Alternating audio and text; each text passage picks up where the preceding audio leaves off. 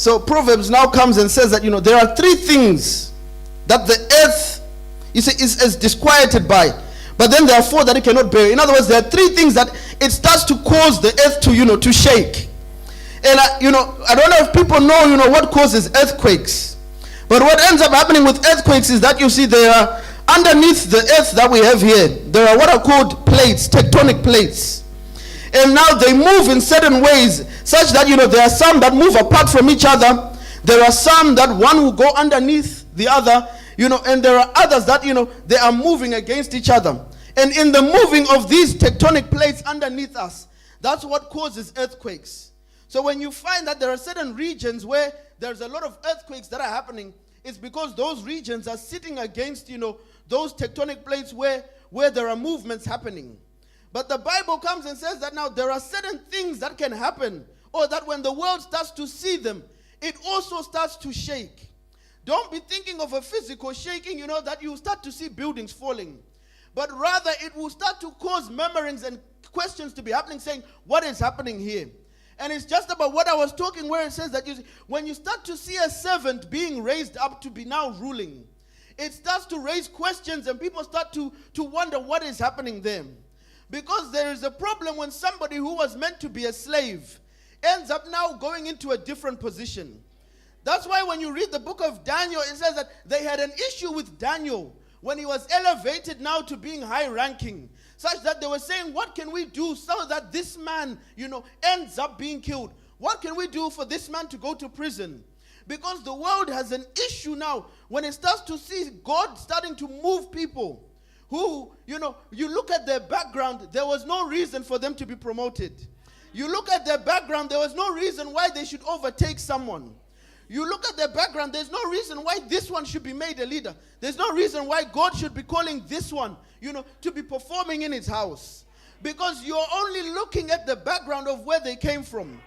But when now Jesus comes and says, I have a need of this person, that I need to untie them from the bondage that they were having before. That when they were being, when they were remaining tied to a tree, that was the life that they were living. That is all they knew. But when I come now trying to use them, it says that when Jesus comes trying to do that in someone's life, the world cannot stand to see such a thing. You see, it goes on and says that when a fool, when he's filled with meat, the Amplified Version, when we're talking about foolish, don't be thinking about somebody with no A levels. No. It's not about, don't be thinking about somebody, this person didn't graduate from school. No. The Amplified goes and says the spiritually blind. It says that somebody who was once spiritually blind, he had no knowledge of God. He had no knowledge of seeing what God is doing. But once his life is transformed, such that he starts now being able to eat. Again, it's not about physical food. It's about spiritual food. That when this person who was once blind, not being able to see God, not being able to see what God can do, when he gets into a position where God is now able to start feeding him, the world has a problem in seeing such a thing. That it cannot handle such a system being operated. I was laughing when someone was speaking to another person here, saying that, no, the food that you're eating, is it the same food Shadrach, Meshach, and Abednego were eating? Because you just look to be glowing differently. But you see, that food then is the very food that this one is talking about. That when such a person starts eating that kind of food, that when you look at them, you're saying, no, this, you don't get this just from sadza and rice.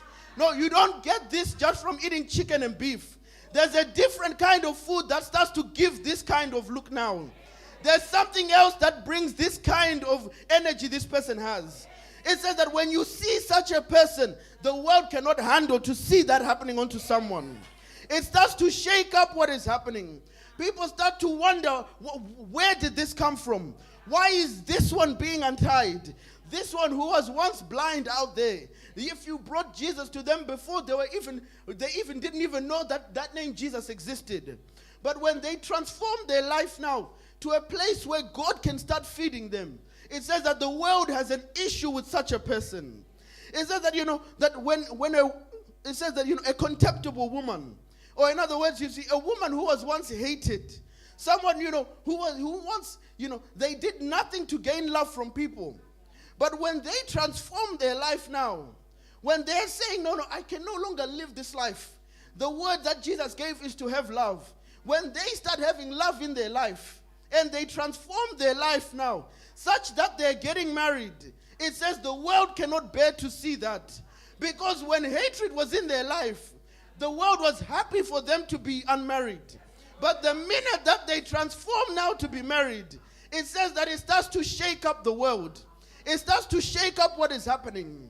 So the people saw this donkey, and the donkey was getting untied, and people start to question, but why this donkey? Why are you not using something else that's already free? Why are you not using something else, that's already shown to be useful? Why are you using something that hasn't done any work before? Why is it that you're untying this certain donkey? And Jesus says, all you need to tell them is that I need it. Because if I need it, that is sufficient for its use. So don't look at what's tying you down. Don't look at the tree that you are hanging around. But just look at the fact that Jesus has a need for you. So that you can start saying, no, I now need to start working. I can't continue to be here tied to this tree. Just because, that's the life that I was born in. I was born tied to this tree. So there's no way that I can continue to do anything else. But it says when you see that tree now, you see, look for Jesus having a need. Because that's what is going to set you free. Amen. So it says that they got this donkey. And then when you read on, it then says, as he entered into the city now, it says that they went ahead of him. They came, they brought their cloaks. Some were laying it on the ground. Some laid their cloaks on the donkey. There are people, who they use what they have in the house of God. They're looking at what they have and they say, what use can I have? This in my house. And it's a lot of times we're looking, out there, what can we bring? But a lot of times the answer of what we need, it's actually already there. I've spoken before about, the knowledge that you have, that is a use in the house of God. But there's also skills that you have. You might be wondering, how can I use this skill?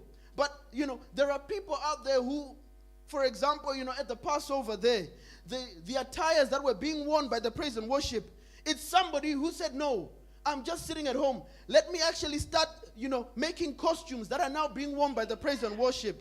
But that is, it didn't require them saying, oh no, where can I buy these clothes? Where can I source? They said, no, let me sit at home. Let me now make it myself. Why? Because the skills that can be used, they don't need to be sought out there in the world. But they're already there in your houses. They're already there in your mind. You just need to open up to say, okay, God, how do I use what I have right now? How do I use the skills that I've gained? How do I use, this? I'm in my workplace, I do this. Now, how can I use it in your house as well? So it says that people brought their cloaks because they were bringing what they had.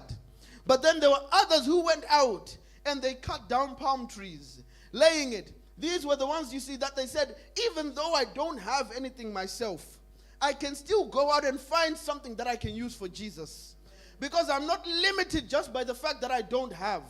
I will also look to say, even though I don't have, what action can I do? You might look to say that I don't have any money, so I can't contribute. I don't have this. But even now, we're trying to send people to Covenant. Why? Because there are people who don't have money, but they have time. So they will say that I can do the labor. Though I cannot give, I cannot give money, but I can give you my time. Such that if you want me to work here, I'll work here. If you want me to go there, I'll go there. Because they're looking and saying that I'm not limited by what I don't have. But I also look to see, even though I don't have, what can I do for you, Jesus? What can I do in his house such that, I'm not just sitting around tied to a tree. But there is a need that Jesus is using me for. There is something that Jesus is gaining from me.